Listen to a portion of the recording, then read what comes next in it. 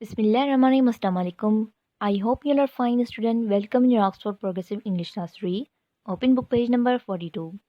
Today we are going to learn Unit 8, Lesson 4, Sentences Imperatives.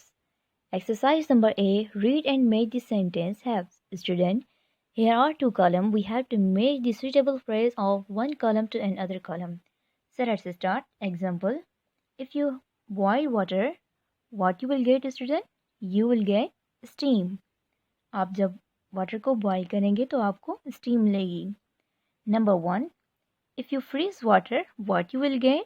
Student, जब आप पानी को फ्रीज करेंगे तब आपको क्या मिलेगा? यहाँ पर कुछ फ्रेजेस हैं.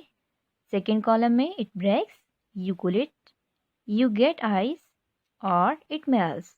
स्टूडेंट, जो फ्रेज इसके साथ सूटेबल होगा उसको आप इसके साथ मैच करेंगे. इसी तरह पूरी एक्सरसाइज को कंप्लीट करेंगे.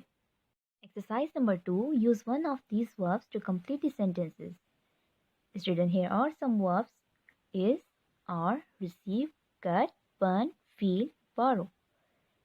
Student, इन verbs को हमने इनकी सही जगह पर नीचे पुट करना है. So let's start. Example. If you receive a present, say thank you.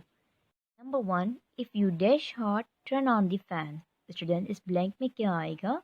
In verb में से कौन सा वर्ब यहाँ पर आएगा उसको आप यहाँ पर लिखेंगे.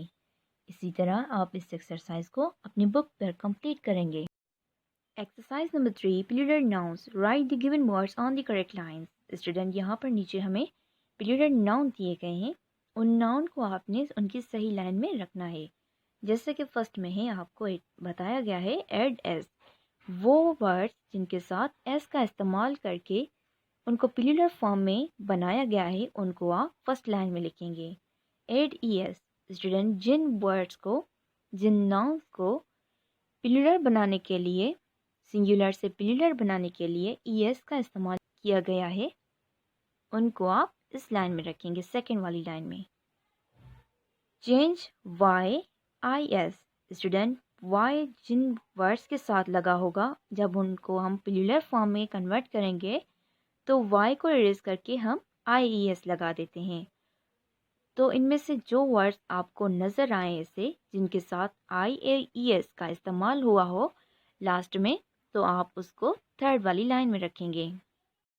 Dear student, your today's homework is this. You have to complete exercise number 1, 2 and 3 on your book page number 42. Hope you understand. Take care. Allah Hafiz.